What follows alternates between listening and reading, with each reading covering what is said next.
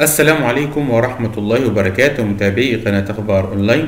السعودية للمقيم إتمام ومصادقة عقد الزواج للزوجة القادمة بتأشيرة زيارة وإحالة وافد للنيابة العامة. إليكم التفاصيل.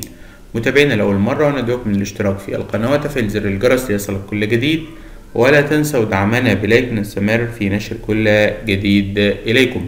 كشفت وزارة العدل أنه يمكن للمقيم كتابة عقد النكاح في المحكمة أو المصادقة عليه في حال قدوم الزوجة إلى السعودية بتأشيرة زيارة أو زيارة مرور، وكان الزوج ووالد الزوجة مقيمين في المملكة.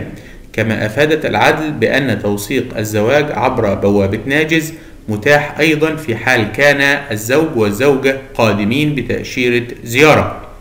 وأكدت أنه يمكن الاستفادة من هذه الخدمة عبر بوابة ناجز، مشددة على أنه يشترط لإتمامها تسجيل جميع الأطراف في منصة أبشر لإنجاز الخدمة.